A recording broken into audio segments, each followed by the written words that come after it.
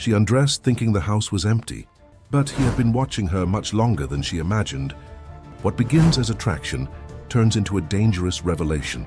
If you enjoy love and romance stories, watch until the end. Subscribe to this channel and leave your comment saying where you are listening from. The bus that brought Emily Anderson from Chicago to Portland didn't go anywhere near Ravenwood Cove. She made the last part of the journey in a worn-out taxi, whose driver looked at her in the rear-view mirror with a mixture of curiosity and pity. The road wound along the Oregon coast, cutting between pine trees and rocky cliffs that plunged into the ocean like stone tiers. "Are you sure this is the place, ma'am?" asked the driver when they spotted the black iron gates guarding the entrance to the property. There was no sign, no identification. Just the letter B engraved in the metal, so discreet it seemed like a secret. Emily gripped her purse strap tighter. Her 29 years felt like 40 in that moment. "Yes, I'm sure." A lie. She hadn't been sure of anything since she'd answered the newspaper ad 3 weeks ago. Personal assistant for reclusive businessman. Generous salary. Residence on property. Send resume to P.O. Box. No phone number, no email, no clue about who was hiring. But Emily was desperate. Her father's death 2 months before had left debts she didn't even know existed. The small apartment in Wicker Park that she thought was paid off had a second mortgage. The credit card was maxed out, and as much as her English literature degree from Northwestern was a source of pride, it didn't pay bills.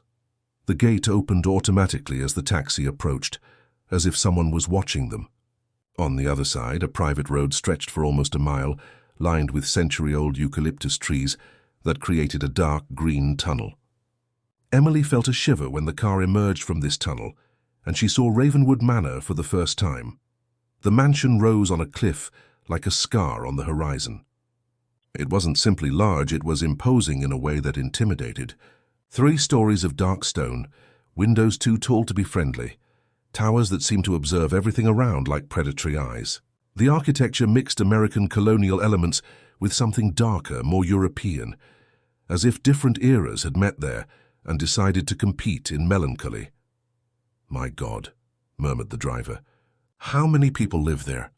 "Just the owner, as far as I know," Emily replied, but her voice came out softer than intended. The truth was that she knew nothing. The only information she had received, in a typewritten letter without a signature, was that she should present herself on March 15th at 3 in the afternoon, at the main entrance. It was exactly 3 o'clock when the taxi stopped in front of the marble staircase that led to the entrance door. Emily paid the fare, almost the last money she had, and stood alone in front of that construction that seemed alive, as if it breathed along with the sea wind. The door opened before she had the courage to knock.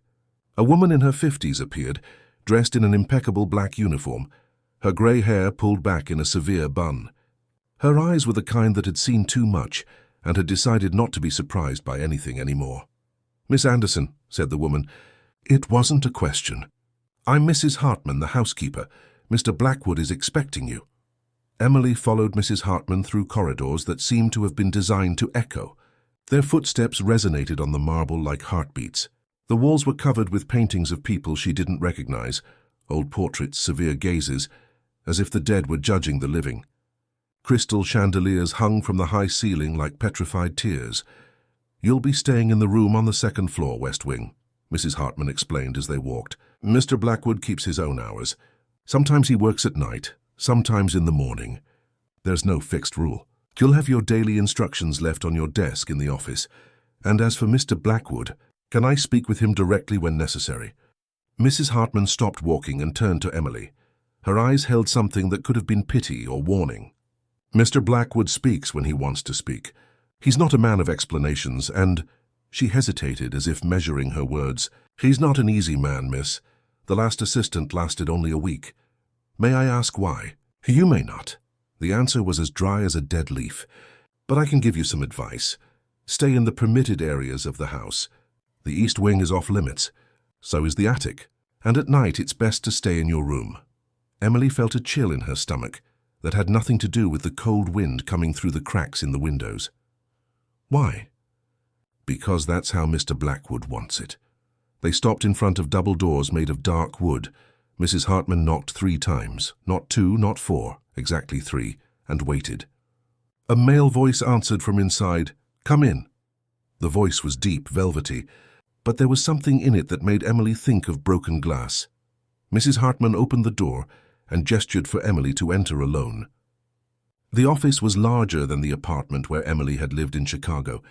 Bookshelves covered 3 of the 4 walls, filled with books that seemed to have been actually read, not just displayed. The 4th wall was an immense window that offered a dizzying view of the ocean. The afternoon sun entered obliquely, creating long shadows that transformed the furniture into threatening silhouettes. Behind, a mahogany desk that seemed the size of a small country sat Vincent Blackwood. Emily had imagined many versions of him during the trip. An old eccentric man, an ordinary businessman who valued privacy, perhaps someone with scars explaining the isolation. But the reality hit her like a punch to the stomach. Vincent Blackwood was tall even sitting down. She could tell by the way he occupied the chair. His hair was black, with prematurely grey strands at the temples, combed back with the precision of someone who controls every detail of his own image. His face was angular, aristocratic, but there was a tension there that spoke of sleepless nights and difficult decisions. He wore an impeccable dark suit, as if he were about to leave for an important meeting, although Emily knew he rarely left the place. But it was the eyes that paralyzed her. They were such a light blue that they seemed transparent, like ice over deep water. When he looked at her, really looked not just in her direction but through her, Emily felt as if he were reading her entire soul at once. It was the kind of gaze that saw secrets, that discovered lies, that found what was hidden in the darkest corners of the heart. "Miss Anderson," he said, and his voice filled the silence like smoke. "Sit down." Emily obeyed, choosing one of the leather armchairs in front of the desk. He didn't smile, made no gesture of courtesy. He just studied her in silence for long enough that she began to feel like an insect under a microscope. "Do you have experience as a personal assistant?" he finally asked. "Not exactly, but I worked as a secretary in a law firm for 2 years, and I have a degree in—" "I don't care about your degree," he interrupted her without rudeness, just with the naturalness of someone who is used to cutting off conversations. "I care if you are capable of following instructions without asking unnecessary questions." Emily swallowed hard. "I am. We shall see." Vincent stood up and walked to the window, turning his back to her. His silhouette against the light of the ocean was imposing, almost cinematic. "Your duties will be simple. Organize my correspondence, answer some phone calls, maintain my schedule, which is minimal, and take care of some personal matters that I prefer not to delegate to third parties. Nothing that requires much beyond discretion and efficiency." "I understand." "No," he said, turning to her again. "You don't understand. But you will." There was something in his eyes that made Emily think of storms forming on the horizon. "Ravenwood Manor has its own rules, Miss Anderson. They aren't written down anywhere, but they exist. And if you want to remain here, you'll need to learn them." Emily nodded, although a small voice in her head was screaming for her to run away from there. But she couldn't. She had nowhere to go back to, no money, no options. And there was something else. Something she didn't want to admit even to herself. Vincent Blackwood's presence disturbed her in a way she couldn't define. It wasn't fear exactly. It was something more primitive, more dangerous. "Mrs. Hartman will show you to your quarters," Vincent said, returning behind the desk. "Dinner is served at 7. You'll dine alone. I have other commitments. Tomorrow at 8 in the morning, meet me here. Your instructions will be ready." He sat down and picked up a document, as if she had already left the room. Emily stood still for a moment, waiting for some word of farewell, some more human gesture. When she realized it wouldn't come, she stood up and walked toward the door. "Miss Anderson." She turned. Vincent had raised his eyes from the document and was looking at her again. "Welcome to Ravenwood Manor." The way he said it made it sound less like a greeting and more like a sentence. The room that Mrs. Hartman showed Emily was at the end of a corridor in the west wing, far enough from the main quarters to ensure privacy, but not so far that she felt completely isolated. It was spacious and well-furnished, with a dark wood double bed, an antique desk near the window, and a closet that occupied an entire wall. What struck Emily most, however, was the view. The window offered a side view of the ocean and the property's gardens. During the day, it was possible to see gardeners working among the trees, trimming bushes and tending to flower beds, that seemed to follow a rigid geometric pattern. But at night, when the outdoor lights came on, the gardens transformed into something completely different, a labyrinth of shadows and shapes that played with the imagination. "You have everything you need," said Mrs. Hartman, opening the dresser drawers to show that they were already lined with scented paper. "Clean bed linens every Tuesday and Friday. If you need anything, there's an intercom by the bed, but only use it in emergencies." Emily nodded, although she wasn't quite sure what constituted an emergency in this house. "And the other staff? May I meet them?" "There's the gardener, Walter. He comes 3 times a week. The cook, Mrs. Palmer, who prepares the meals and leaves before nightfall. The driver when necessary. And there's also—" Mrs. Hartman hesitated. "There's also Robert, who takes care of general maintenance. But he is discreet. You may not see him often." There was something in the way Mrs. Hartman spoke about Robert that aroused Emily's curiosity, but before she could ask anything else, the housekeeper was already heading for the door. "Dinner will be served in the small dining room at 7, she said. "Go down the main stairs and turn right. You can't miss it." Alone in the room, Emily unpacked slowly, storing her few clothes in the immense closet that seemed designed to house a much more extensive wardrobe than hers. Each drawer she opened exhaled a subtle scent of lavender and something else, a fragrance she couldn't identify but which was strangely familiar. When she finished settling in, it was only 5:30. Emily decided to explore the mansion a bit, remembering Mrs. Hartman's instructions about the permitted areas. She descended the main staircase, admiring the marble steps that seemed to have been polished to perfection. The wrought iron banisters were works of art, with details that told stories, flowers, birds, and occasionally human figures that appeared to be fleeing from something. The ground floor of the mansion was a labyrinth of interconnected rooms. There was a library with a 2-story ceiling where rolling ladders allowed access to the upper levels of the shelves. A music room with a grand piano that dominated the center of the space. A main hall with furniture covered by white sheets, like ghosts waiting to come back to life. And everywhere, paintings. Many paintings. Emily stopped in front of one portrait in particular, which hung in the living room. It was a young woman, perhaps her age, dressed in clothes from the 90s. There was something disturbing about the painting, not just in the almost photographic realist technique, but in the woman's expression. Her eyes seemed to follow Emily as she moved, and there was a sadness in them that cut like glass. "My mother." Emily jumped. She hadn't heard Vincent approach. He was standing a few meters away from her, hands in his suit pockets, observing the portrait with an expression she couldn't decipher. "She was very beautiful," Emily said, trying to control her heartbeat. She was. Vincent approached the painting, and Emily noticed a subtle resemblance between him and the painted woman, something in the eyes, in the line of the jaw. "She died when I was 16. "I'm sorry." Vincent looked at her sideways as if measuring her sincerity. "You're curious about this house, Miss Anderson?" Emily felt it was a trick question, but decided to be honest. "I am. It's hard not to be. It's an impressive house." "Impressive." He repeated the word as if testing its flavor. "That's an interesting word. It can mean many things." Vincent began to walk slowly around the room, and Emily followed him with her eyes. "My great-grandfather built this house in 1892. He was a man who believed that a residence should reflect the character of its inhabitant. Perhaps he achieved that more than he intended." There was something in Vincent's tone that suggested layers of meaning that Emily wasn't capturing. She decided to risk a question. "And you? Were you born here?" "Born, raised, and I'll probably die here." He stopped in front of a window that faced the front gardens. The late afternoon light created golden reflections on the glass, transforming Vincent's face into a mask of light and shadow. "Some people are made for the outside world, Miss Anderson. Others are made for places like this. And me, what kind am I?" The question came out before Emily could censor herself. Vincent turned to her, and for the first time since she'd met him, she saw something that could be a smile touching the corner of his mouth. "That," he said, "is what I intend to find out."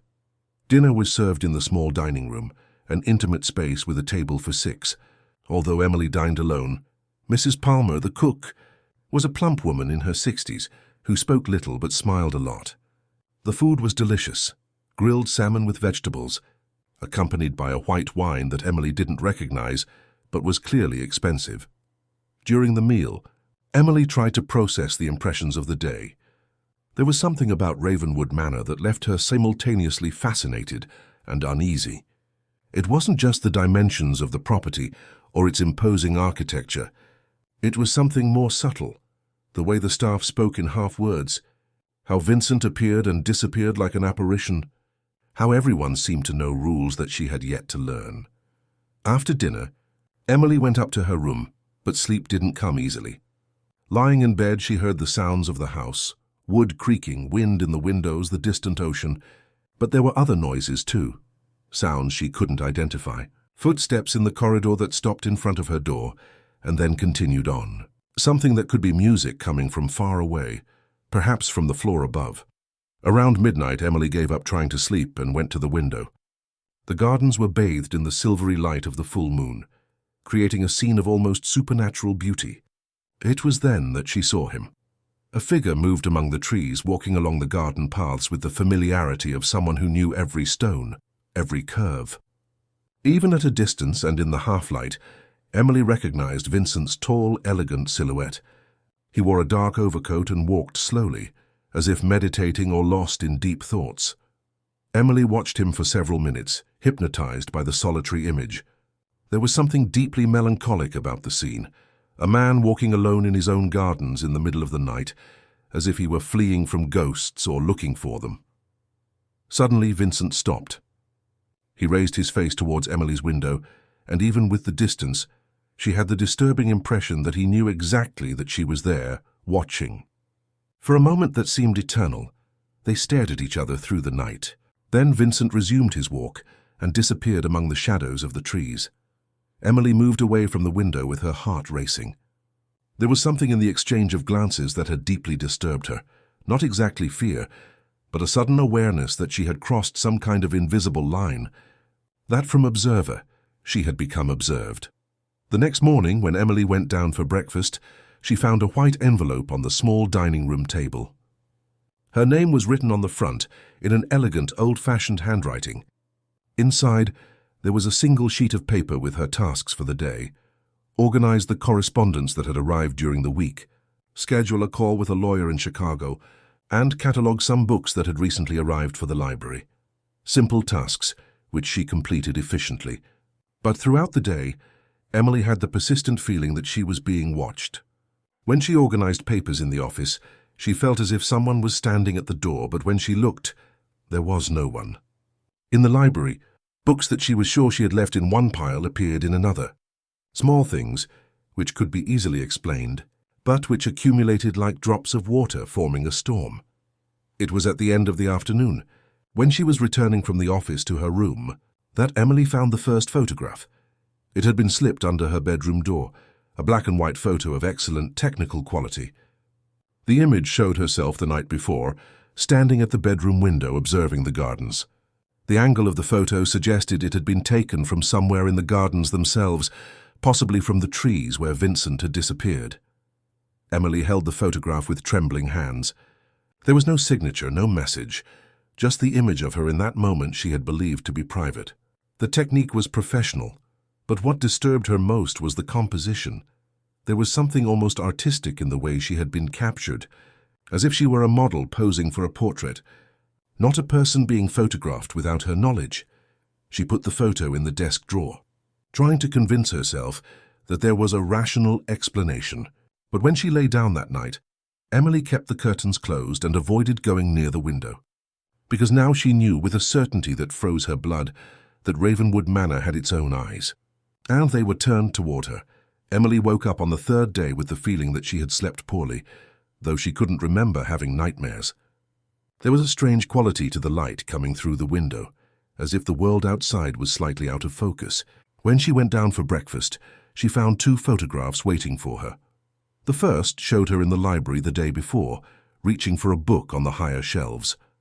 The angle of the photo suggested it had been taken from one of the upper galleries, from a location that she was sure had been empty when she passed by. The second photograph was even more disturbing, Emily dining alone in the small dining room, but the image had been captured through the window from outside the house. This time, along with the photographs, there was a note. The handwriting was the same as the work instructions, but the message was different. You are more interesting than you imagine. Emily felt a chill down her spine that had nothing to do with the cold ocean wind. Someone was documenting her every movement, turning her private life into an exhibition without her permission. But what disturbed her more deeply was that, along with the fear and indignation, there was something else, a morbid curiosity about who was behind it and why. During breakfast, she tried to maintain her composure, but Mrs. Hartman noticed her unease. "Are you well, miss?" "You look pale." Emily hesitated. Part of her wanted to show the photographs, ask for help, report what was happening, but another part, a part she didn't want to examine too closely, warned her to keep silent. "I'm fine, just still adjusting." Mrs. Hartman studied her with perceptive eyes. Adjustment can be difficult in this house. There are people who never manage to adjust. Others, she made a significant pause, others discover that this house awakens things in them they didn't know existed. What kind of things? The kind of thing that is better not awakened, miss. That day, Emily's tasks included organizing some of Vincent's personal files in the main office. He wasn't present when she arrived, but had left several folders on the desk, along with a note explaining that she should reorganize them chronologically and create an index. As she worked, Emily couldn't help but notice that many of the documents were related to private investigations. Detective reports, newspaper clippings, photographs of people she didn't recognize. One name appeared repeatedly in the papers, Anderson. Her own surname. Emily's heart raced. With trembling hands, she began to examine the documents more closely. There were clippings about her father's company's bankruptcy, copies of death certificates, even a photo of her graduation from Northwestern, a photo she was certain she had never sent to anyone outside her family. At the bottom of one of the folders, she found something that made her stop breathing, a birth certificate. Hers, but it wasn't a copy. It was the original document, which should have been kept in a government office. How had Vincent obtained it? Found something interesting? Emily turned abruptly. Vincent was standing in the doorway of the office, watching her with that gaze that seemed to see through people. She tried to hide the papers, but he made an impatient gesture. No need to hide. "I left those documents deliberately." "Why?" Emily's voice came out higher than she intended. "Why do you have papers about my family? Why do you have my birth certificate?" Vincent entered the office and closed the door behind him. The sound of the door closing echoed in the room like a gunshot. "Because, Miss Anderson, I don't hire anyone without knowing exactly who that person is. And you—" He approached her slowly, like a predator approaching prey. "You are much more interesting than most. This is an invasion of privacy." "It's—" Emily searched for the words, but Vincent's proximity was making her mind confused. He smelled of something masculine and dangerous, leather, wood, and something darker that she couldn't identify. "It's necessary," Vincent said simply. "Ravenwood Manor has been violated before by people who had ulterior motives. I don't allow that to happen again." "And what ulterior motives could I have?" Vincent stopped right in front of her, so close that Emily could see small scars on his face that she hadn't noticed before. One on his chin, another near his left temple. Old battles written on skin. That's an interesting question. What ulterior motives do you have, Emily? The way he said her name, without the formality of Miss, made something strange happen in her stomach. It was too intimate, too familiar, as if he had the right to speak her name that way. "I just need the job," she said, hating how small her voice sounded. "I don't have ulterior motives. Everyone has ulterior motives. The question is whether they are compatible with mine." Vincent extended his hand and, with one finger, lightly touched Emily's wrist where a small scar was visible. She pulled back as if she had received an electric shock. "Don't touch me." "Why not?" His eyes were like blue ice, hypnotic. "Don't you want to be touched, Emily? Or are you afraid of wanting it?" The question hung in the air between them like toxic smoke. Emily felt her face burn with embarrassment and something else, something she refused to name. I have work to do." Vincent smiled, and it was the first time Emily had seen him smile for real. It wasn't a comforting smile. It was the smile of someone who had just won a game she didn't even know they were playing. "Yes," he said, stepping back. "You have a lot of work to do." That night, Emily dined alone again, but could barely eat. Her mind was racing, trying to process everything she had discovered. Vincent had investigated her entire life before even hiring her. He knew things about her that perhaps she didn't even know herself. And there was something in the way he looked at her, as if she were a puzzle he was trying to solve. After dinner, instead of going up to her room, Emily decided to explore more of the house. She wanted to better understand the place where she was living, to discover where the photographs were being taken from. If someone was watching her, she wanted to know how. The mansion at night was a completely different place. The shadows seemed denser, the corridors longer. Emily used her cell phone flashlight to navigate through the spaces she had visited during the day, looking for angles, hiding places, spots where a camera or a person could conceal themselves. It was on the first floor, in a room that seemed to be used as storage, that she made the most disturbing discovery yet. Behind furniture covered with sheets, Emily found professional photographic equipment. Cameras, lenses, tripods, and something that made her blood freeze. A development table with photographs hung to dry.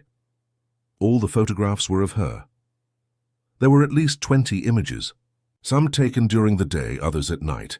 Emily saw herself walking the corridors, working in the office, looking out the bedroom window. There were even photos of her sleeping, taken through her bedroom window with a telephoto lens. But what shocked her most was the artistic quality of the images. They weren't just surveillance photographs. They were portraits. Each one captured a moment, an expression, an emotion. As if the photographer were trying to document not just her movements, but her soul. "You shouldn't be here." Emily spun around, dropping some of the photographs to the floor. Vincent was standing in the doorway of the room, but this time he didn't seem surprised to find her. He seemed, in fact, as if he had been waiting for this moment. "It was you," Emily said, and it wasn't a question. "You took these photos." "Yes." The simplicity of the answer was almost worse than a denial. There were no excuses, no explanations, just the naked truth. And why?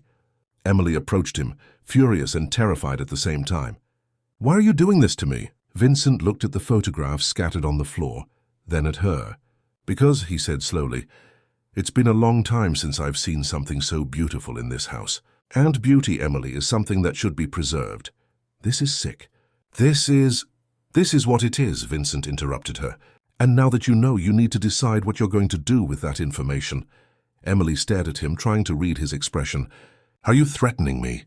"I'm offering a choice. You can leave Ravenwood Manor right now. I can provide transportation, a generous financial compensation for the inconvenience. You can return to Chicago and forget this place exists." "And the other option?" Vincent approached her, picked up one of the photographs from the floor. An image of Emily in the library, the late afternoon light creating a golden halo around her face. "The other option," he said, holding the photograph between them, "is to stay. Knowing what you know, accepting what that means. And what does it mean?" Vincent brought his face close to hers, so close that Emily could feel the warmth of his breath. "It means that you belong to this place now. And this place," his eyes moved from her eyes to her lips, then back to her eyes, "belongs to me." Emily should have run. She should have screamed, should have demanded explanations, should have called the police. But instead she heard herself asking, "And if I choose to stay?" Vincent's smile was slow, dangerous, and completely devastating. "Then we'll discover together how far your curiosity about the secrets of Ravenwood Manor goes." "And about mine." Emily chose to stay. She couldn't explain why, not even to herself. But the next morning she was there, sitting at the table in the small dining room, having breakfast as if nothing had happened. As if she hadn't discovered the photography lab. As if she hadn't seen Vincent transform her privacy into art without her permission. But everything had changed, and she knew it. Vincent didn't appear at breakfast, nor did he leave written instructions as usual. Instead, Mrs. Hartman brought a verbal message. "Mr. Blackwood said that today you're free to explore the property. Just avoid the East Wing." Emily almost laughed at the irony. She had just accepted living under constant surveillance, and now she was being given freedom to explore. It was as if Vincent was testing her again, seeing how far she would dare to go. After breakfast, Emily decided to get better acquainted with the gardens. During the previous days, she had only observed them through the windows, but now she wanted to walk the paths where she had seen Vincent that first night. She wanted to understand the geography of this place, map the angles from which the photographs could have been taken. The gardens of Ravenwood Manor were a carefully planned labyrinth. There were old rose bushes whose flowers seemed to bleed red against the dark leaves, stone paths that wound between ancient cypress trees, and small clearings where marble benches invited contemplation. Everything was impeccably maintained, but there was something melancholic in the perfection, as if all that beauty were a monument to what no longer existed. It was while walking one of these paths that Emily met Robert for the first time. He was pruning a rosebush near what appeared to be an old glass greenhouse. He was a man in his early 30s, dark-haired, with the calloused hands of someone who works with the earth. There was something familiar about him that Emily couldn't identify, perhaps the way he held the pruning shears, or the tilt of his head when he concentrated on his work. "Good afternoon," said Emily. Approaching. Robert looked up, and for a moment, Emily had the strange impression that he had gone pale. He looked at her as if he were seeing a ghost. "Good afternoon, miss," he replied, but his voice came out hoarse, as if it hadn't been used in a long time. "You're Robert. Mrs. Hartman mentioned you work here." He nodded, but didn't say anything more. There was something restless in the way he avoided Emily's direct gaze, as if he were hiding something, or as if he were recognizing her. "How long have you been working at Ravenwood Manor?" Emily tried to keep the conversation going, intrigued by his reaction. "A few years," Robert answered vaguely. "You're Mr. Blackwood's new assistant." "I am." "Emily Anderson." When she said her name, Robert dropped the shears. The sound of metal against stone echoed in the quiet garden. He quickly bent down to pick them up, but Emily noticed his hands were shaking. "Is everything all right?" she asked. Yes, just clumsy." Robert straightened up, but still avoided looking at her directly. "Excuse me, miss, I have a lot of work to finish before the storm." "Storm?" Robert pointed to the horizon, where dark clouds were gathering over the ocean. "A big storm's coming. It should last a few days. You'd better get back to the house." Emily looked at the sky. The clouds did look threatening, but they were still distant. "It looks like we still have time." "Not in these parts, miss. Here the storms come fast and stay a long time." Robert was already moving away, as if he wanted to end the conversation. "Better prepare yourself." Emily watched him leave, intrigued by his strange reaction upon hearing her name.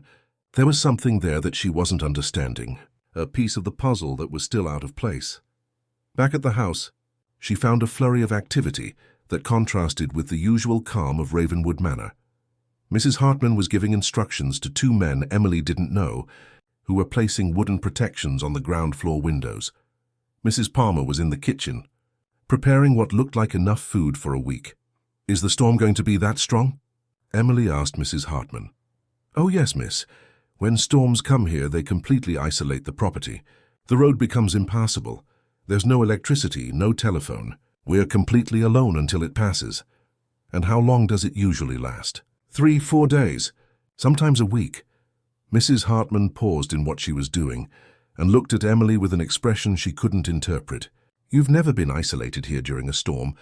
"It's a unique experience." "What do you mean?" "Ravenwood Manor reveals its secrets during storms. Miss, it's as if the house becomes more honest when it's alone with its inhabitants." Before Emily could ask what that meant, Mrs. Hartman had already moved away to supervise the preparations. For the rest of the afternoon, Emily watched the transformation of the mansion, windows being protected, furniture being moved, supplies being organized. It was as if they were preparing for a siege. Around 6 in the evening, the extra staff left. Mrs. Palmer finished preparations in the kitchen and also departed, saying she would return when the storm passes and the road is passable again. Robert disappeared without saying goodbye. Soon only Emily, Mrs. Hartman, and Vincent remained in the mansion. Dinner was served in the small dining room, but this time Emily didn't dine alone. Vincent appeared shortly after her, wearing a dark sweater that accentuated the color of his eyes. He sat at the table without ceremony, as if dining together was the most natural thing in the world. "I hope you don't mind the company," he said, serving wine for both of them. During storms, some of the usual formalities are relaxed. Emily accepted the glass of wine, but her hands were still trembling slightly. Vincent's presence at the table completely changed the dynamics of the environment. It was too intimate, too domestic, too dangerous. Mrs. Hartman said we'll be isolated for several days. Probably. The storms here can be quite intense. Vincent cut a piece of meat with precise movements. I hope you don't feel claustrophobic. I don't know yet. I've never been through anything like this. You will now. Vincent raised his eyes to her, and Emily felt that familiar gaze that seemed to see through her. In fact, I'm curious to see how you'll react. Why? Because Ravenwood Manor has a particular way of affecting people when they are, let's say, completely at its mercy. Emily took a sip of wine, trying to control her nerves. And how will it affect me? Vincent tilted his head, studying her. That depends entirely on you, Emily. It depends on how willing you are to stop running from yourself. I don't run from myself. No. Vincent put down his fork and leaned back in his chair. Then tell me about the scar on your wrist. Emily automatically covered her left wrist with her right hand. The scar was small, almost imperceptible, but Vincent had noticed. Of course he had noticed. He didn't miss anything. It's old, she said, trying to sound casual. An accident when I was a child. What kind of accident leaves such a precise scar? Emily felt her face heat up. The scar wasn't from any accident. It was from a night at 18, when the pain of losing her mother had become unbearable, and she had done something she had never told anyone. Something that deeply embarrassed her, even more than 10 years later. I don't like to talk about it. I know, Vincent said gently. Just as you don't like to talk about why you left Oxford so suddenly, or about what really happened with your fiancé. Emily choked on her wine. How did you?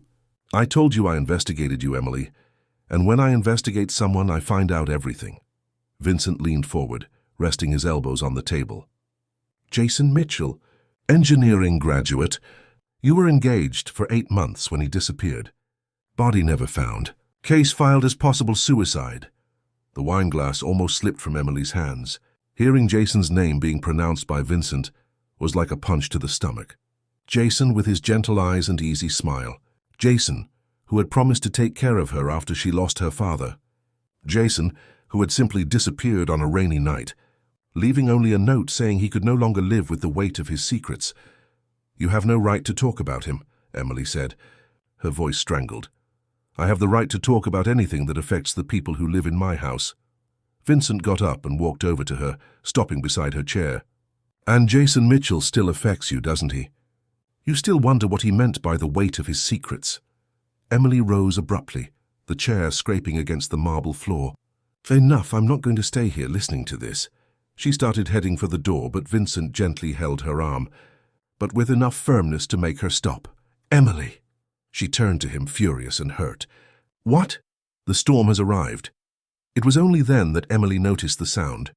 The wind had intensified, howling around the house like a living creature. Rain hit the protected windows with increasing force. And above all this, a deeper sound. The roar of the enraged ocean crashing against the rocks below the house. There's nowhere else to go, Vincent said, still holding her arm. For 3 or 4 days there will be only the two of us. Only this house. And all the truths you've spent your life trying to avoid. Emily looked at the protected window, then back at Vincent. In his eyes she saw something that made her tremble. Not exactly a threat, but a promise. The promise that the next few days would change her in ways she couldn't even imagine. Outside, the storm roared louder, as if it were agreeing. The first night of the storm transformed Ravenwood Manor into a living, hungry organism. The wind howled through every crack, making the century-old structure groan and sigh as if it were telling ancient secrets. The electricity had failed around 10 at night, leaving only candles and the fireplace in the main hall to combat the darkness that seemed denser, more present than normal. Emily was in the library, trying to distract herself with a copy of Virginia Woolf she had found on the shelves, when Vincent appeared carrying a tray with tea and brandy. He had removed his jacket and rolled up his shirt sleeves, an informality that made him more human and, paradoxically, more dangerous. Mrs. Hartman has retired to her quarters, he said, setting down the tray on a side table. She said we shouldn't disturb her until the storm passes. How convenient, Emily murmured, closing the book. Vincent smiled, that smile that didn't reach his eyes. I thought perhaps you might want company. Storms can be lonely. Emily accepted the cup of tea he offered, grateful for the warmth. The temperature had dropped dramatically. With the arrival of the rain, and even with the fireplace lit, there was a coldness that seemed to come from within the walls of the house. "May I ask a question?" she said after a sip of tea. "You may ask as many as you want. We have nothing but time now. Why did you really hire me? And don't tell me it was for my qualifications, because we both know it wasn't." Vincent poured himself some brandy and sat in the armchair across from hers. The golden firelight danced on his face, creating shadows that made him look like a character from a Gothic novel. "Do you want the truth?" "Please. I first saw you in a photograph." He rotated the brandy glass between his hands, looking at the amber liquid. 3 months ago, I received a report about your father's company's bankruptcy. Routine, you understand. I invest in companies in difficulty. The photo was attached to the documents, a family photo taken years ago. You, your father, your mother. Emily felt a shiver that had nothing to do with the cold. And then? Then I recognized you. What do you mean, recognized me? Vincent stood up and went to one of the bookshelves, removing a leather album that Emily hadn't noticed before. He returned and sat next to her on the sofa, opening the album to a specific page. The photograph he showed her was like a punch to the stomach. It was the same woman from the portrait in the living room, Vincent's mother. But this time she wasn't alone. Next to her was a man Emily recognized immediately, her own father, but 20 years younger. "Impossible," Emily whispered. "Not only possible, but documented." Vincent turned a few pages, revealing more photographs. Her father and Vincent's mother in various locations, an elegant restaurant, a beach, what appeared to be Ravenwood Manor itself in a distant past. They had a relationship for almost 2 years in the early 90s. Emily held the album with trembling hands. In the photographs, her father looked genuinely happy, younger, freer. There was a lightness to him that she had never seen in person. And Vincent's mother, she was radiant, in love, alive in a way that contrasted dramatically with the melancholy of the painted portrait. Why did I never know about this? Because it ended badly, very badly. Vincent gently closed the album as if he were handling something sacred or cursed. "My mother was married to my father. Your father was engaged to your mother. When the relationship was discovered, what happened?" Vincent stood up and walked to the window, although there was nothing to see beyond the wood that protected the glass. "My father was not a man who forgave betrayals. He threatened to destroy your father's life, his career, his reputation, everything. Your father chose to distance himself to protect his family. And your mother?" "My mother didn't take the abandonment well." Vincent's voice became lower, darker. "She became unstable. She spent months waiting for him to return, to choose her instead of the life he had built. When she finally understood that would never happen."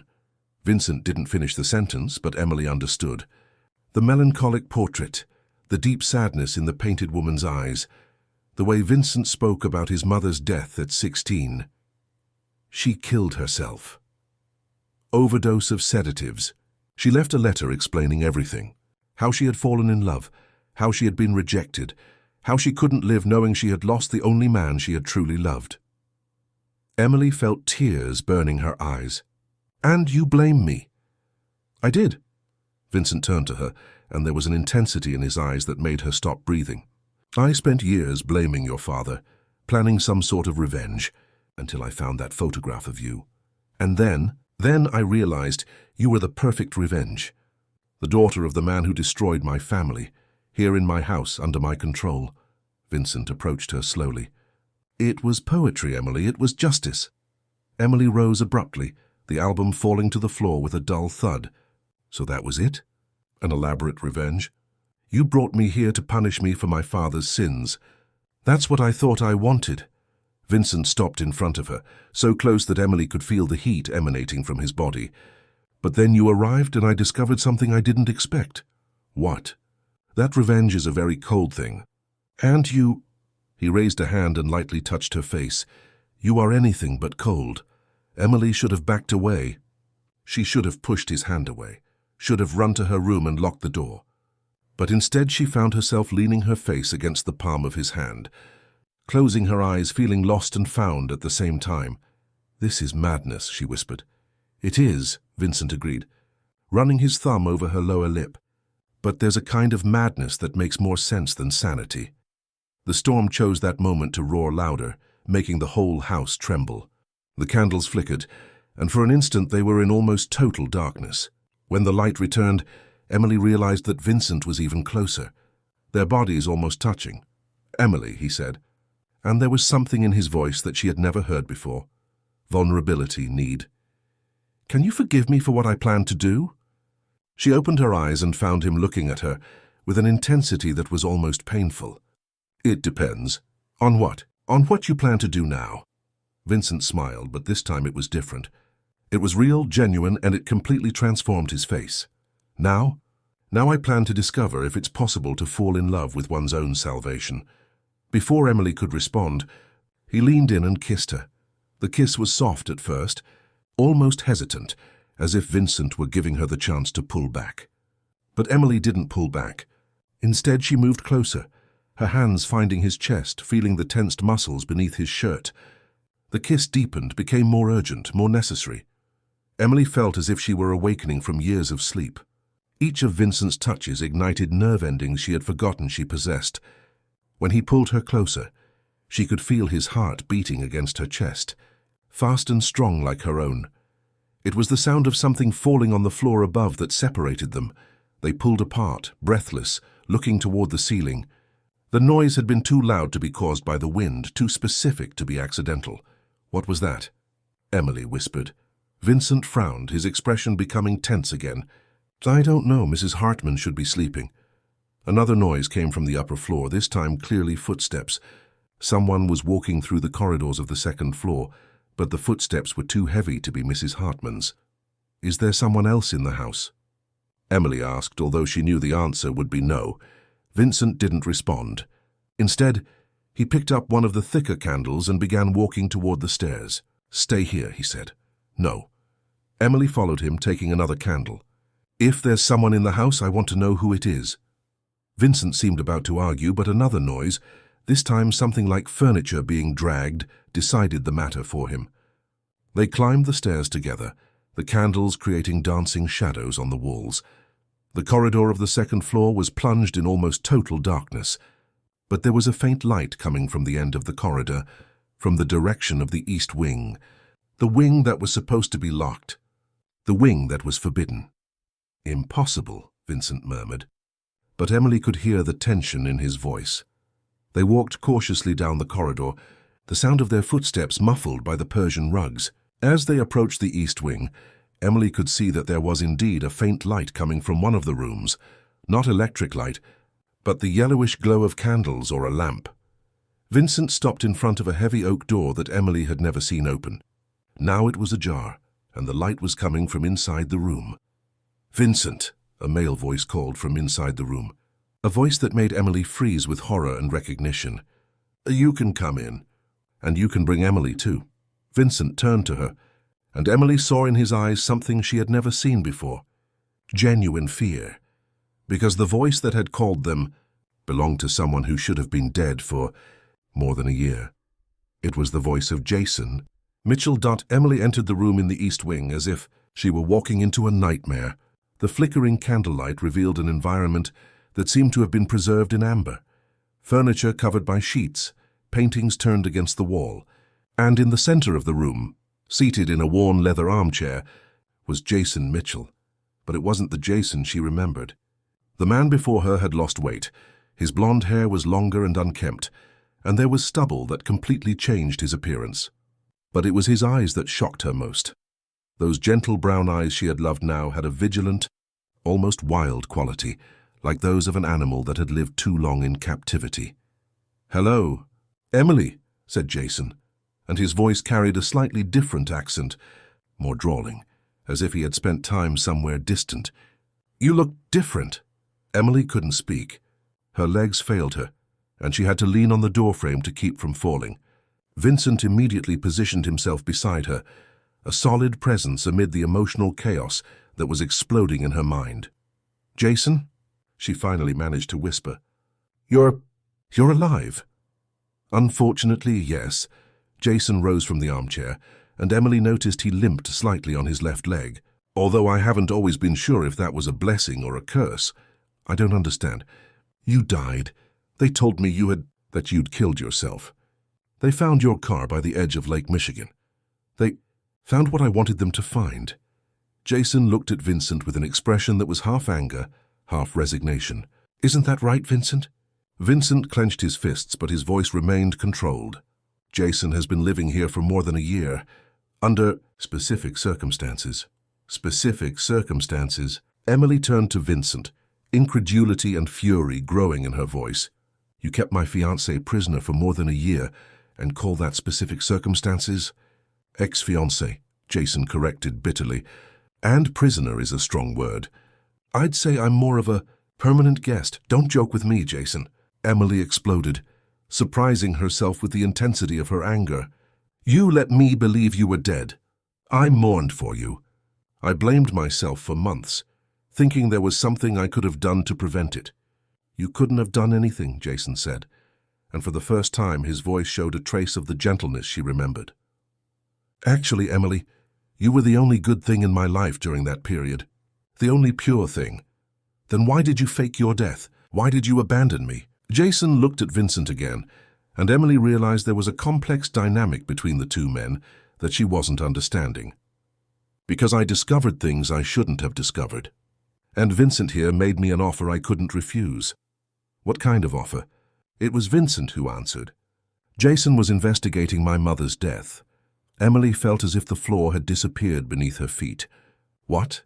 "He was an investigative journalist, remember?" Vincent continued, never taking his eyes off Jason. "Specialized in high society scandals.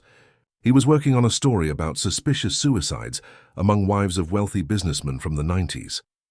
And Vincent's mother wasn't the only one," Jason added.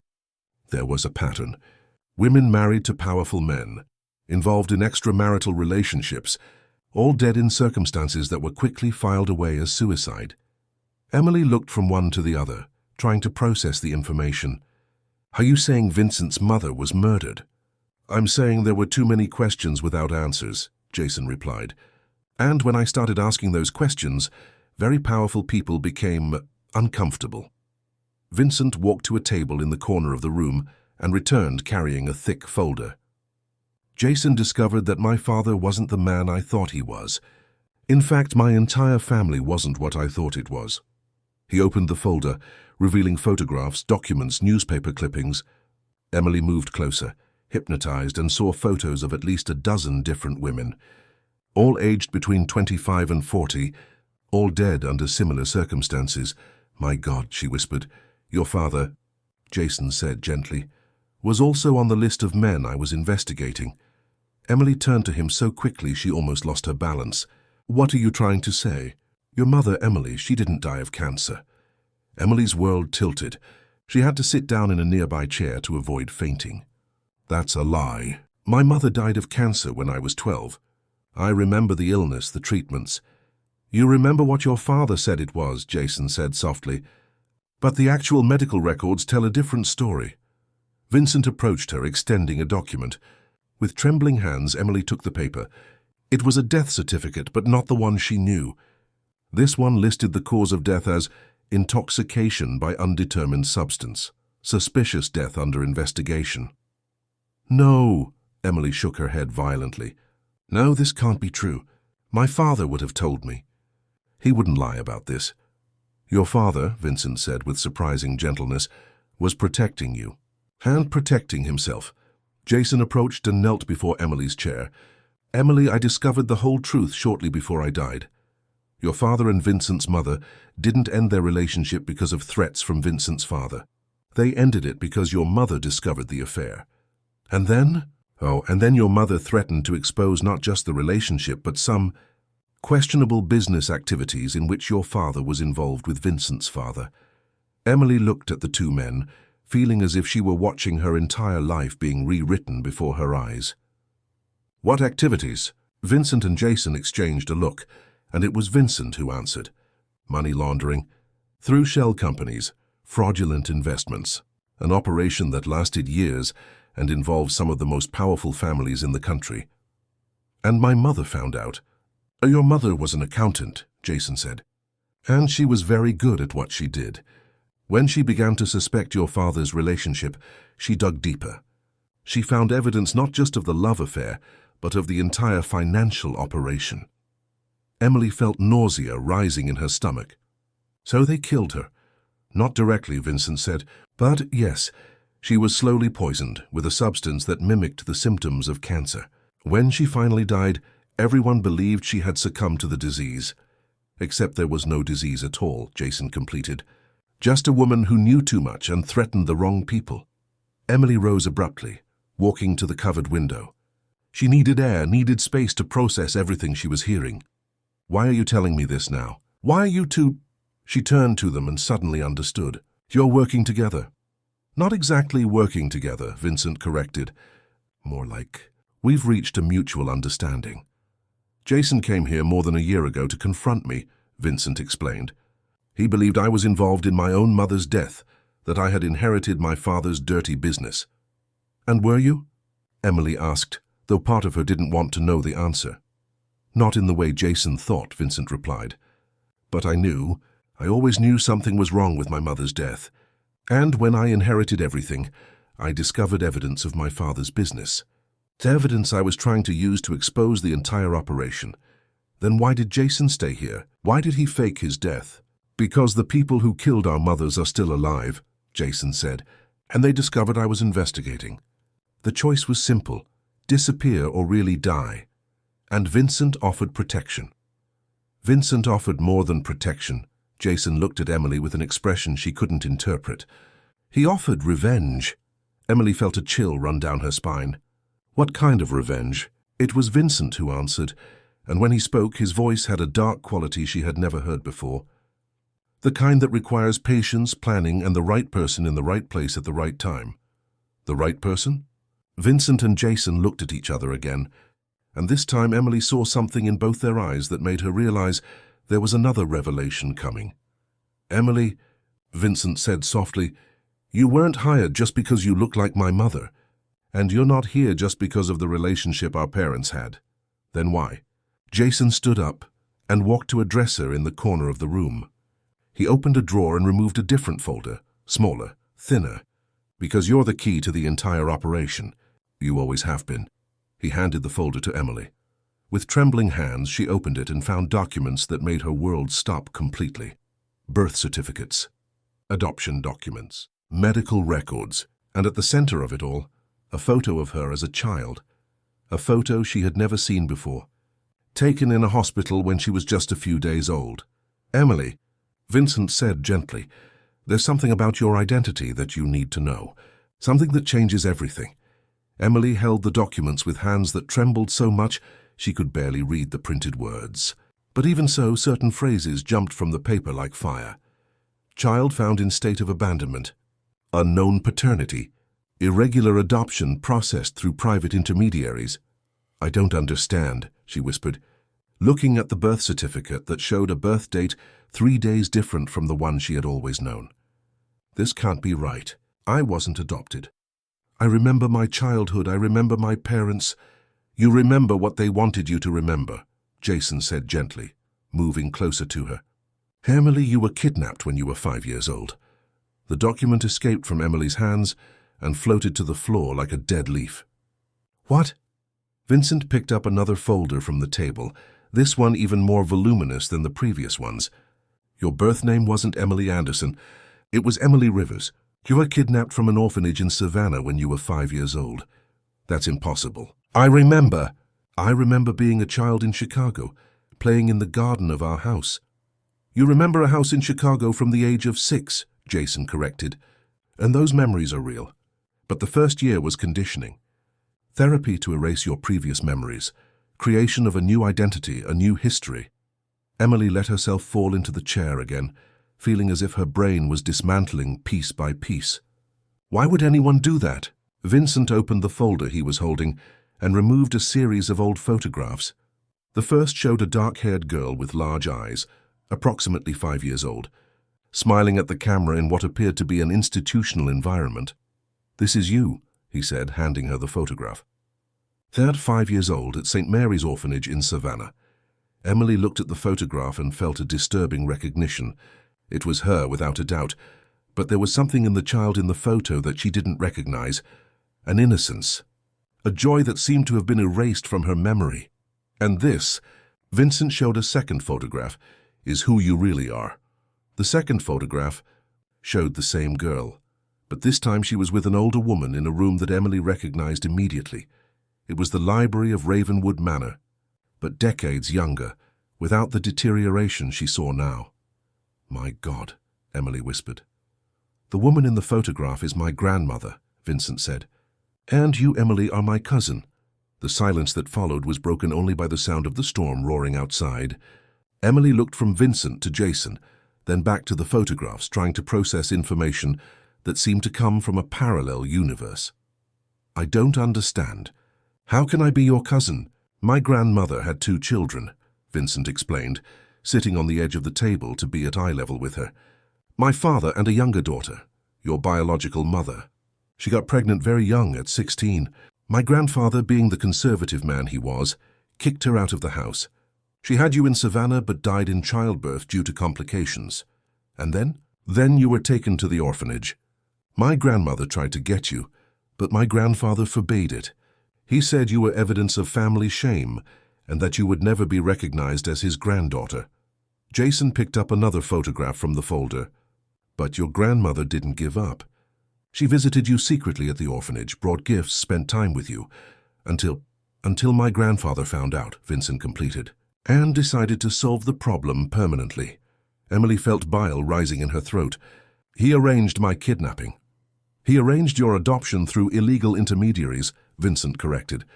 "He paid for you to disappear from official records and be delivered to a family that wouldn't ask questions.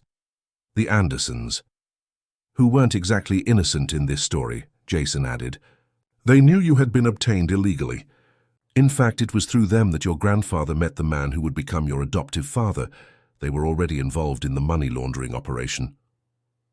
Emily rose abruptly, beginning to pace the room like a caged animal. "So my entire life has been a lie. My name, my story, my parents, all false." "Not all of it," Vincent said softly. "The man you called father genuinely loved you. That was real. And the woman he called his wife loved you too. The love was real, Emily. Only the circumstances were complicated." "Complicated?" Emily laughed, but there was no humor in the sound. "I was stolen from my true family and handed over to criminals as if I were merchandise. That's not complicated, that's monstrous." "It is," Vincent agreed, "and that's why we're doing what we're doing." Emily stopped walking and stared at him. "What exactly are you doing?" It was Jason who answered, destroying the entire operation, one piece at a time. All the families involved, all the covered-up crimes, all the deaths that were filed as accidents or suicides. And how am I part of this? Vincent stood up and walked to a table at the back of the room, retrieving more documents. "Because legally, you're the legitimate heir to half of my family's fortune.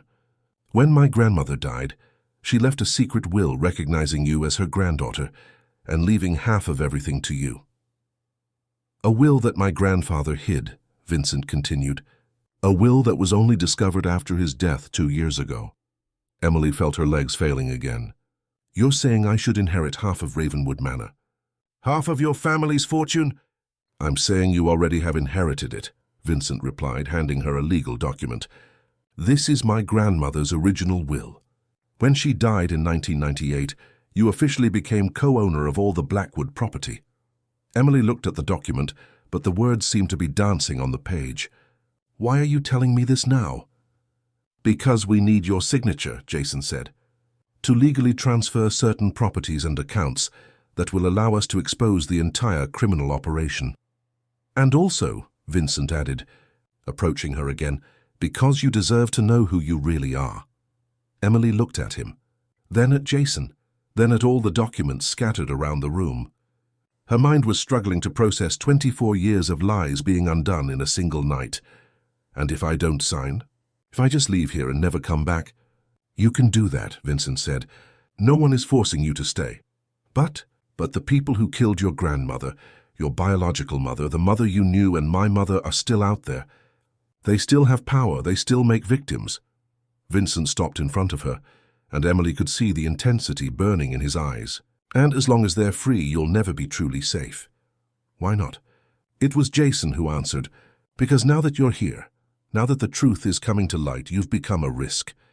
You have knowledge, you have legal rights, you have access to information that they killed to keep secret. Emily felt a chill that had nothing to do with the storm outside.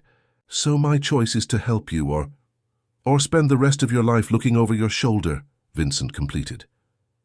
Emily walked to the covered window, pressing the palms of her hands against the wood as if she could feel the storm through it. And if we do this, if I sign the documents and help you expose these people, what happens afterward? Afterward, Vincent said, his voice becoming softer.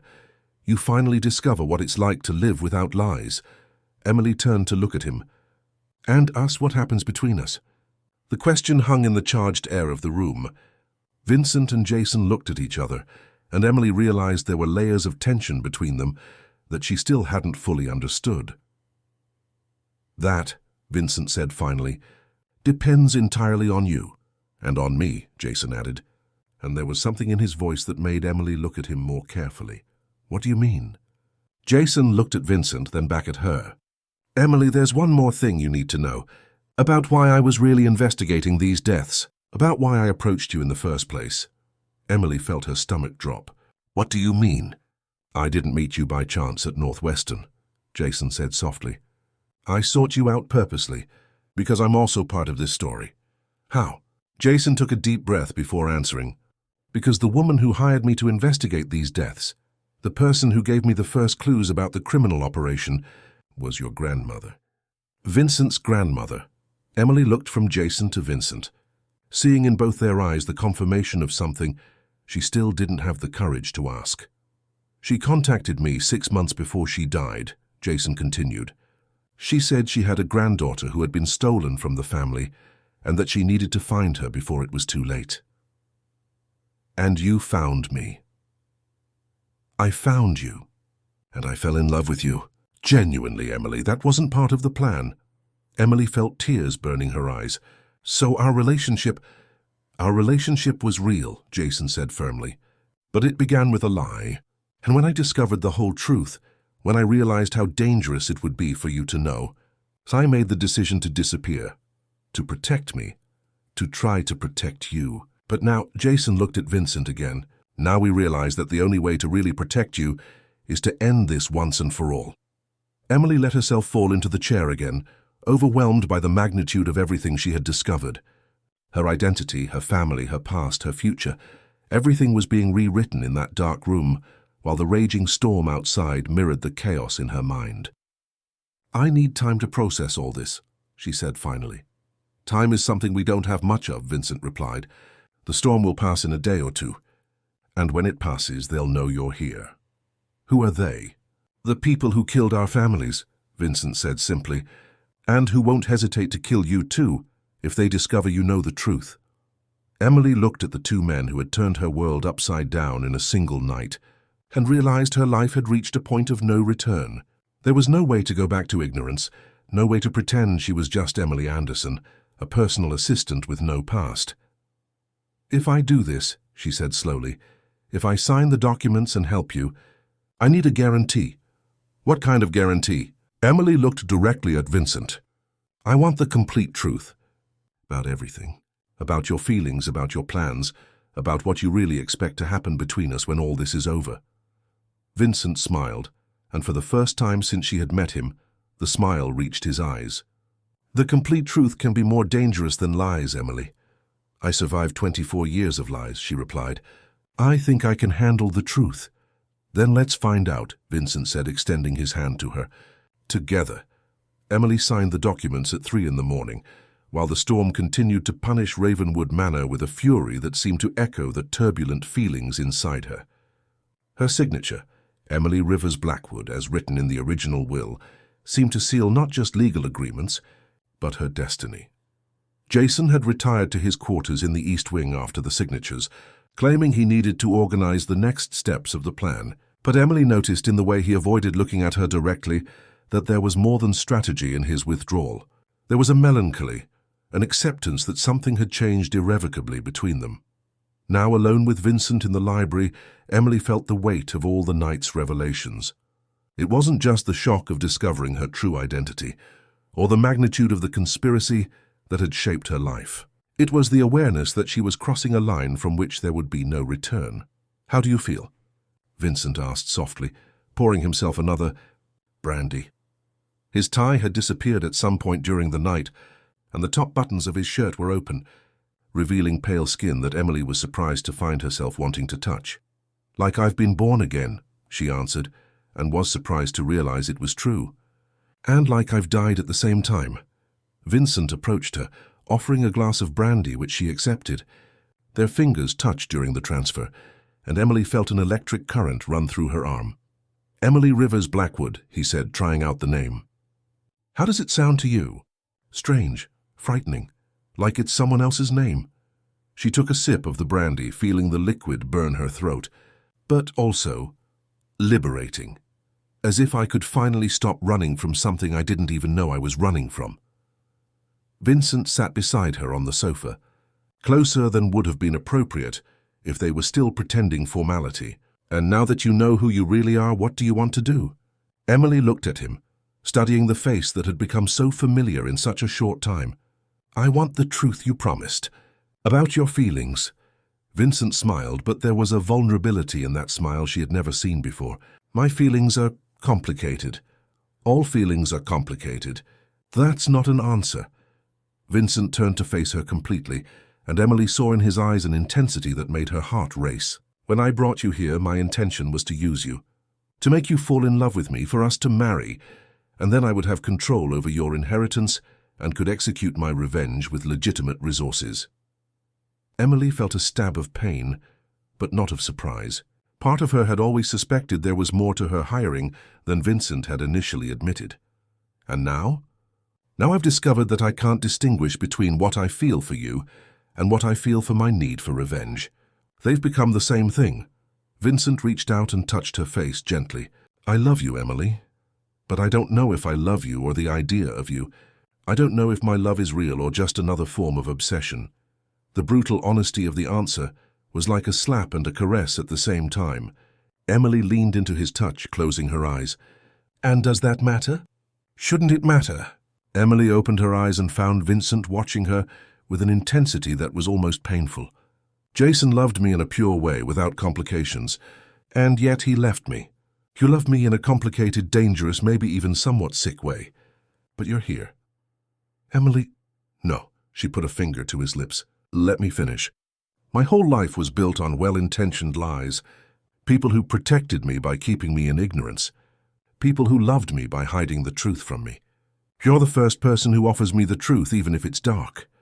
Vincent took her hand and kissed the palm, a gesture so intimate that Emily felt butterflies in her stomach.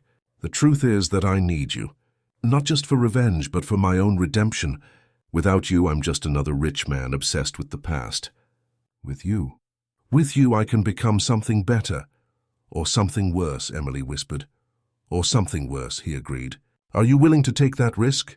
In response, Emily leaned in and kissed him. This time there was no hesitation, no voices in her head screaming to pull back. There was only the need to connect with someone who knew her completely. All the lies, all the truths, all the sins. The kiss quickly intensified. Vincent's hands found her hair, and she could feel the urgency in him, a hunger that went far beyond the physical. When they separated to breathe, Emily saw something in his eyes that made her tremble. "Vincent," she whispered. "Tell me to stop," he said, her hands sliding over the buttons of his shirt. "If you don't want this, tell me to stop now." Instead of responding with words, Emily finished unbuttoning his shirt, letting her hands explore the bare chest she had imagined touching since the first day. Vincent moaned softly, a sound that made something primitive awaken in her. They made love right there in the library, on the sofa where Emily had read Virginia Woolf just hours before. But it wasn't gentle or romantic like in movies.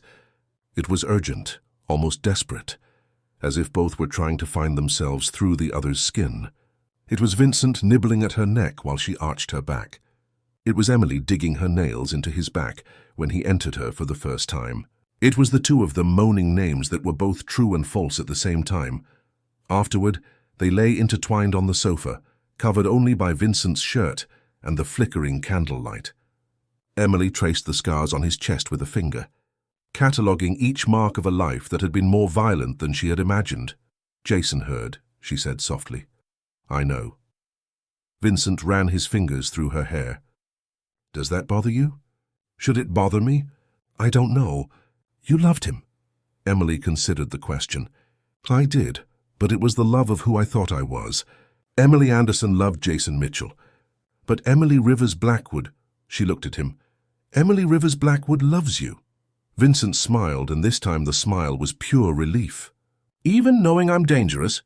"Especially knowing you're dangerous." Emily nestled closer to him. "Now tell me about the plan. What happens when the storm passes?" Vincent straightened slightly, returning to strategic mode. "Tomorrow, specific documents will be anonymously delivered to the FBI. Evidence of money laundering, commissioned murders, corruption at high levels, all with your signature as the legitimate heir making the denunciations official. And the people involved? Your adoptive grandfather has been dead for 5 years, but there are others. Judges who filed away cases, police officers who turned a blind eye, businessmen who benefited from the dirty money." Vincent traced circles on the bare skin of her arm. "They'll all receive very unpleasant visits in the coming days." Emily felt a shiver that wasn't from cold. "Visits? I've hired some people. Ex-military private investigators. Investigative journalists besides. Jason, people who know how to apply pressure." "You're talking about intimidation. I'm talking about justice through unconventional means." Vincent turned to face her. "These people killed our families, Emily. The legal system won't reach them. They have too much power, too many connections. But fear. Fear is a universal language." Emily should have been horrified. She should have pulled away.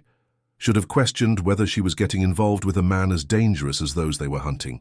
But instead she felt a dark satisfaction growing in her chest. "And what happens to us after all this is over?" Vincent hesitated before answering. "That depends on many variables. On how many of us survive the process. On how successful we are. On whether you still want me when you see me doing what I need to do." "And what do you need to do?" "Things that you might not be able to forgive," Vincent said honestly. "I plan to destroy these people completely. Not just expose them, but ruin them in every possible way. Financially, socially, psychologically. I want them to feel the same despair that our mothers felt before they died." Emily sat up, pulling Vincent's shirt to cover herself. "And if I say I can't live with that level of revenge? Then you'll be free to leave when it's all over. I'll provide a new identity, financial resources, protection if necessary." Vincent also sat up, looking at her directly. "But I'd prefer you to stay." "Why?" "Because you're the only person in the world who knows me completely and still chooses to stay. And because," he hesitated, as if the next words were difficult to pronounce, "because without you, I would become exactly the kind of monster who killed our family." Emily considered his words, looking at the man who had just given himself to her so completely. There was a darkness in him that she could feel, but there was also a vulnerability that only she seemed capable of touching. "Then I'll stay," she said finally, "not just to save you from yourself, but because I want to see these people pay for what they did. I want justice, Vincent, even if it has to be dirty." Vincent pulled her closer, kissing her forehead. "Then we're accomplices." "We're partners," Emily corrected. "In everything." They remained silent for a moment, listening to the storm that was beginning to diminish outside. Emily knew that when the sun rose, her life as Emily Anderson would have completely ended, and Emily Rivers Blackwood would be ready to start a war. "Vincent." "Yes?" "When all this is over, when there's no more revenge to plan, no more enemies to defeat, do you think we'll be able to just be happy? Just love each other without all this darkness?" Vincent was silent for so long that Emily thought he wouldn't answer. When he spoke, his voice was low, almost whispered. "I hope so, Emily, but honestly, I don't know if we know how to be happy without the darkness. Maybe it's part of who we are now."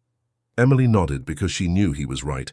They had been forged by tragedy, united by revenge, consumed by the need for justice. Perhaps happiness, if it came, would have to be built on these dark foundations. But as she lay there in his arms, Emily discovered that she didn't care. Sometimes love wasn't light-healing darkness. Sometimes it was two darknesses recognizing each other and deciding to burn together. Emily woke up alone in the library, covered by Vincent's overcoat. The grey morning light filtered through the wooden protections on the windows, and the sudden silence made her realize that the storm had passed during the night. She sat up slowly, feeling a delicious ache in her body that reminded her of every moment of the previous night with Vincent. But where was he? Wearing his shirt over her underwear, Emily walked through the house in search of Vincent. She found him in the main office, already impeccably dressed, speaking softly on the phone. Seeing her, he quickly ended the call. "Good morning," he said, approaching to kiss her. There was a tension in him that hadn't been present the night before. "Good morning." "What's happening?" Vincent hesitated before answering. "The plan has begun. The documents were delivered to the authorities an hour ago. And some of our visits have already started." Emily felt a knot in her stomach. And there are complications I didn't anticipate." Before Emily could ask for more details, Jason appeared at the office door. His face was pale, and there was an urgency about him that made Emily realize something was very wrong. "Vincent, we have a problem," Jason said without preamble. "What kind of problem?" Jason looked at Emily, then back at Vincent. "They know. I don't know how, but they know Emily is here and that we've discovered the truth." Emily felt her blood freeze. "How is that possible?" "There must have been an infiltration," Vincent said, running his hands through his hair. "Someone betrayed us." "Or," Jason said slowly, "someone here isn't who they claim to be." The silence that followed was laden with suspicion. Emily looked from Vincent to Jason, realizing that the alliance between them was more fragile than she had imagined. "What are you implying?" she asked. "I'm implying," Jason said, never taking his eyes off Vincent, "that perhaps Vincent isn't such a victim in this story as he wants us to believe." Vincent turned slowly to Jason, and Emily saw a coldness in his eyes that made her take a step back. "Explain that. You explain first how they knew Emily was here. Explain how they managed to intercept our communications. Explain how they knew exactly when to deliver the documents."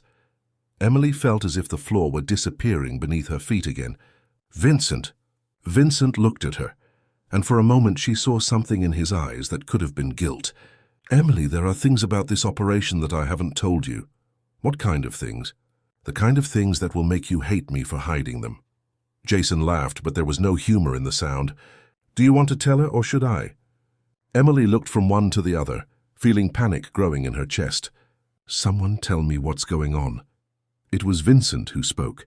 "Emily, when I said I planned revenge against the people who killed our families, I wasn't lying. But I also didn't tell the whole truth."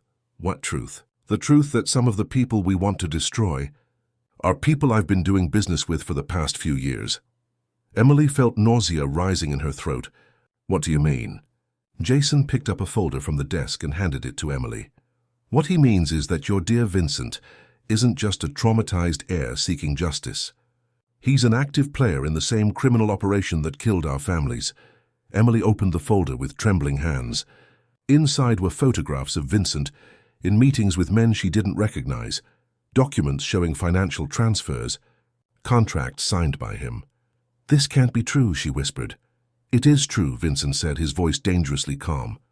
"But not in the way Jason is suggesting." "Then in what way?" Vincent approached her, but Emily instinctively backed away. "Emily, when I discovered the truth about my mother's death, I realized that the only way to destroy the operation was from within. So I joined it." "You joined the people who killed your mother." "I infiltrated their operation. I spent 3 years gaining trust, doing business, becoming indispensable, all to gain access to the information we needed to destroy them." Jason shook his head. "That's what he wants you to believe. But the truth is that Vincent was very comfortable being a criminal. Revenge is just a convenient excuse." "That's a lie," Vincent said, and there was a real threat in his voice. "Is it?" Jason turned to Emily. "Ask him about Melissa Carter. Ask him what happened to her when she discovered too much information about the operation." Emily looked at Vincent, seeing in his eyes a confirmation that made her feel as if she had been stabbed. "Vincent, who is Melissa Carter?" Vincent was silent for a long moment. When he spoke, his voice was low. "A journalist who was investigating connections between legitimate companies and money laundering." "And what happened to her?" "She had a car accident 6 months ago." Emily felt her legs weaken. "An accident." "Emily," Vincent moved closer to her again, You need to understand that sometimes, to protect the larger operation, smaller sacrifices have to be made. Smaller sacrifices? Emily looked at him with horror. You're talking about killing innocent people. I'm talking about making difficult choices for a greater good. For a greater good or to protect your own interests. Jason intervened. Because, Emily, there's something else he hasn't told you. Emily looked at Jason, though part of her didn't want to know anything more. What? Melissa Carter wasn't just investigating the criminal operation. She had discovered that you existed. She was trying to find you. The silence in the room was absolute. Emily looked at Vincent, searching for a denial, for any sign that Jason was lying. But the expression on Vincent's face confirmed everything. You killed a woman who was trying to help me, Emily said, her voice coming out as a whisper. I protected you, Vincent responded. If she had found you first, if she had exposed your existence before we were ready, you had no right to make that choice for me. I had the right to protect the woman I love. Emily backed away further, reaching the wall. No, you don't love me. You possess me. There's a difference. Vincent approached her, but now Emily could see something in his eyes that terrified her. It was the same coldness he had shown when talking about destroying his enemies. Emily, you're being emotional. You need to understand. I understand perfectly, Emily interrupted him. I understand that you're exactly like the men who killed our families. You kill people when they become inconvenient. You manipulate and lie to get what you want. The only difference is that you made me believe you were on the side of the good guys. Vincent stopped walking, and when he spoke, his voice had a dangerous quality that Emily had never heard before. There are no good guys in this story, Emily. There are only people willing to do what's necessary, and people too weak to pay the price of justice. And am I too weak? You're being naive. Emily looked at Jason, who was watching the exchange with an expression she couldn't interpret. And you, Jason? Did you know all this? Jason hesitated before answering. I suspected, but I wasn't sure until this morning. And why didn't you tell me? Because I needed proof. And because, he paused, because I needed you to make your own decisions about Vincent. Emily moved away from the wall, walking to the window. Even with the protection still installed, she could sense that the day was clear outside. The storm had passed, but she felt as if a new storm, much worse, was beginning. So where does that leave me? She asked, turning to the two men. My fiancé lied to me, faked his death and manipulated me from the beginning. Whatever Vincent is to me, is a murderer who kills innocent people in the name of a revenge that might not even be real. Emily, Vincent said, and there was a note of desperation in his voice that she had never heard before. You don't understand. Everything I did for you. To protect you, to avenge your family, to give us a future. To give us a future. Emily laughed, but there was no joy in the sound. What kind of future can we have when it's built on corpses? The kind of future that survives, Vincent answered, and the simplicity of the response shocked her more than if he had shouted. Emily, the world isn't a fairy tale. It's cruel, violent, and good people die while bad people prosper. The only way to protect those we love is by being more ruthless than our enemies. Emily looked at him, seeing for the first time the man he really was beneath all the masks. There was a dark beauty to him, a twisted logic that almost made sense. But there was also a coldness that made her realize she would never be safe with him. And if I decide I can't live like this? She asked. If I decide I'd rather be one of the good people who die than one of the bad people who prosper? Vincent looked at her for a long moment, and Emily saw in his eyes a transformation that terrified her. The vulnerability disappeared, replaced by something much more dangerous. Then, he said softly, you'll become a problem that needs to be solved. The silence that followed was charged with threat. Emily looked from Vincent to Jason, realizing that her life had taken another impossible turn. Are you threatening me? She asked. I'm establishing facts, Vincent replied. For you know too much to simply walk away, Emily. You're part of this now, whether you like it or not. Emily felt anger growing in her chest, a purer and cleaner anger than anything she had felt in her life. So I have no choice. Everyone has a choice, Vincent said. You can choose to stay and be my partner in all this, or you can choose to stay and be my prisoner. But the option of leaving, he shook his head, that option no longer exists. Emily looked at Jason, searching for some way to escape the situation. Jason? Jason looked at her with an expression that mixed pity and determination. "Emily, there's a third option." "What?" "You can help me stop Vincent now, before more people die."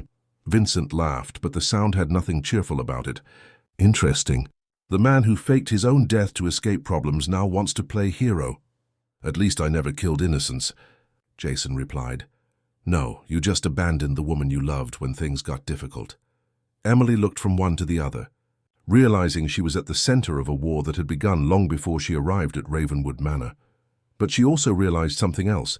For the first time in her life, she had real power. Power to choose not only her own destiny, but the destiny of others. The question was, what kind of person was she really? What kind of person would Emily Rivers Blackwood choose to be? "You both used me," she said finally. "You both lied to me. You both manipulated me for your own ends." She walked to the desk and picked up one of the guns that Vincent kept in a drawer. The coldness of the metal in her hands was strangely comforting. "But only one of you killed innocent people," she continued, pointing the gun at Vincent. "And only one of you is threatening me now." Vincent looked at the gun, then at her face, and smiled. "Emily, you're not going to shoot me." "No. No, because despite everything, you love me. And because you know that without me, you'll never be safe." Emily held the gun firmly, surprised by the calm she felt. "Maybe you're right.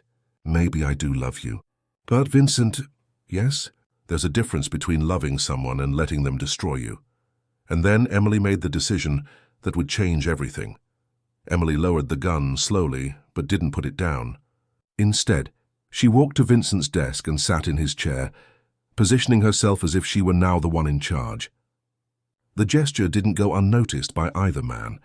"Both of you will sit down," she said, her voice assuming an authority that surprised even herself. "And you will listen to me." Vincent and Jason exchanged a glance, but obeyed. There was something in Emily's posture that suggested the naive woman who had arrived at Ravenwood Manor a few days before had definitely died. "Vincent," she began, never taking her eyes off him, "you're right about one thing. I do love you. Despite everything I've discovered, despite the monster you are, there's a part of me that loves you." Vincent opened his mouth to speak, but Emily silenced him with a gesture. "But what you don't understand is that love isn't submission.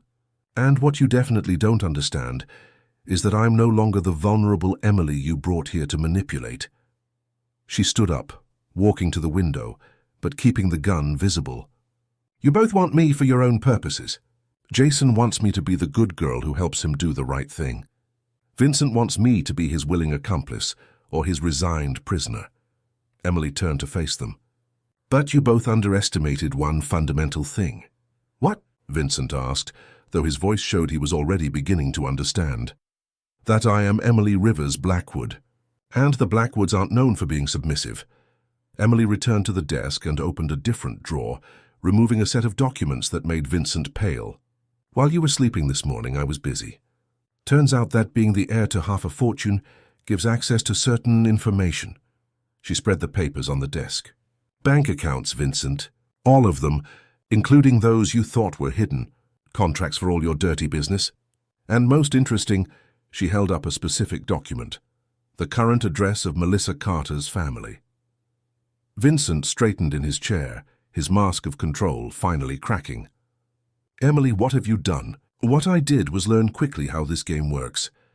Emily smiled, but there was no warmth in the smile.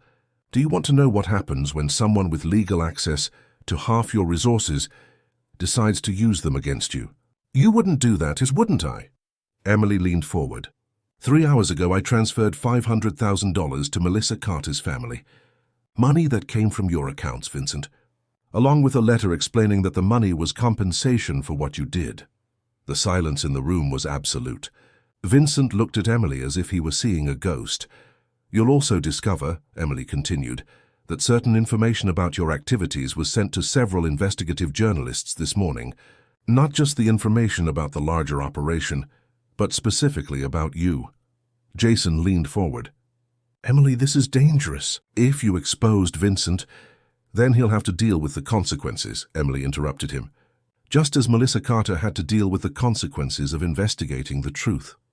Vincent rose slowly, and Emily could see anger growing in his eyes. You have no idea what you've just done. You've put us in danger. Me, you, even Jason. I know exactly what I did. Emily stood up too, still holding the gun. I established the new rules of the game. What rules? Emily walked until she was right in front of Vincent, so close she could feel the heat of anger emanating from him. The rules are simple. You no longer make decisions alone. You no longer kill people without my approval.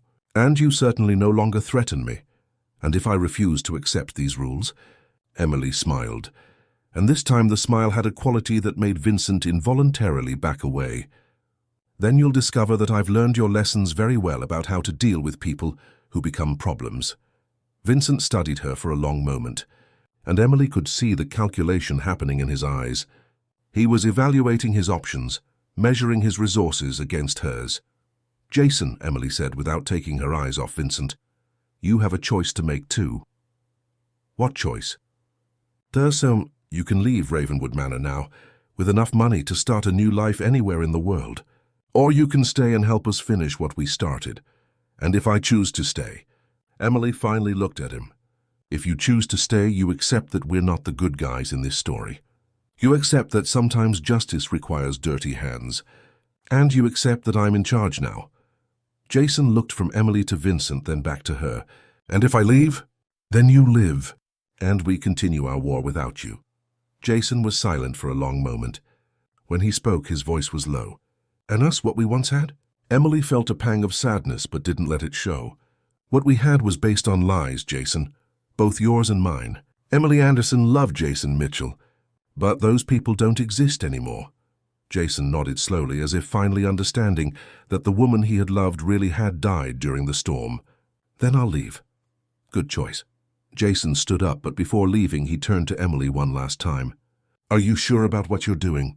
Emily looked at Vincent, who was still watching her with a mixture of anger, admiration, and something that could be pride. I'm sure that I'm becoming who I was always meant to be. After Jason left, Emily and Vincent were alone in the office. The tension between them was palpable, charged with danger and something more primitive. So, Vincent said finally, you think you can control me? I know I can. Emily approached him but kept the gun in her hand. Because you need me more than I need you. Need? Emily ran a finger down his chest, feeling the tense muscles. Without me, you're just another rich criminal. With me, you have legitimacy, purpose, and someone who can match your darkness without being destroyed by it. Vincent held her wrist, but gently. And you, what do you gain by staying with a murderer? Emily leaned in closer, her lips almost touching his. I gain the man who is strong enough to handle who I really am. And I gain the chance to rewrite the rules of a game that has always been played against people like us. And what rules are those? The rules that say only the powerful win, that only the cruel survive, that only the ruthless get justice. Emily kissed the corner of his mouth. We'll be all that, Vincent, but we'll be it together. Vincent pulled her closer, the gun between them. You really think you can love a monster? I don't love a monster, Emily whispered against his lips. I love my equal. When they kissed this time, it was different from all the other times.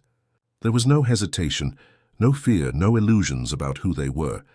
It was the kiss of two people who had found something rarer than love. They had found mutual recognition.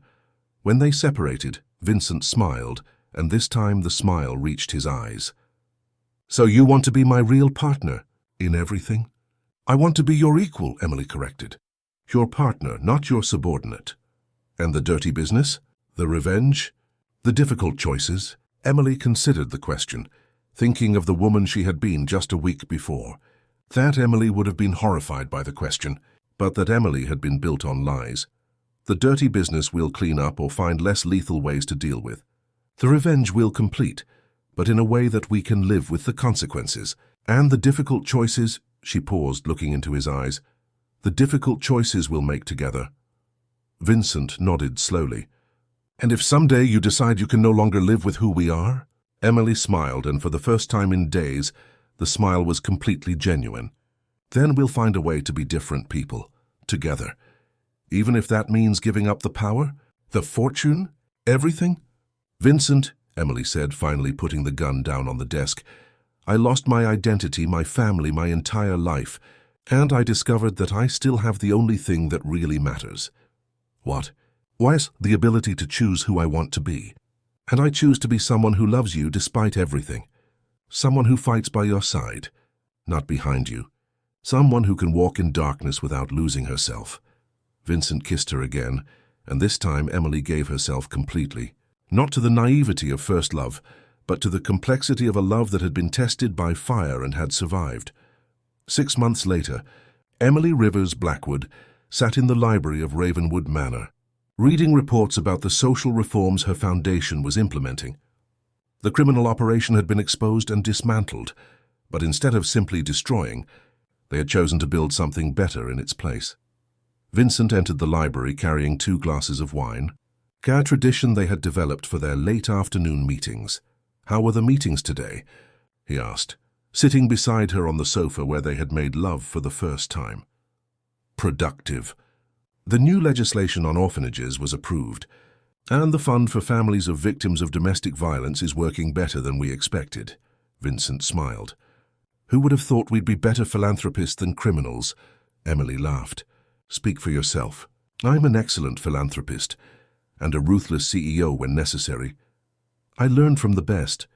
They sat in comfortable silence, watching the sunset through the library windows. Ravenwood Manor had been renovated, the forbidden areas opened, the secrets exposed to the light. But there was still a dark quality to the place that would always be there. "Do you regret it?" Vincent asked softly. "Regret what?" "Having chosen this life. This version of love." Emily considered the question as she did regularly. There were moments, especially when she read about other lives she could have lived, other choices she could have made, when she wondered about alternatives. "No," she said finally. "I regret the things we couldn't save, the people who were hurt in the process. But having chosen you, having chosen this darkness that turned into light, never." Vincent took her hand, running his thumb over the wedding ring she wore, a ring they had exchanged in a private ceremony, witnessed only by Mrs. Hartman and the memories of the dead they had avenged. "I love you, Emily Rivers Blackwood." "I love you too." Vincent Blackwood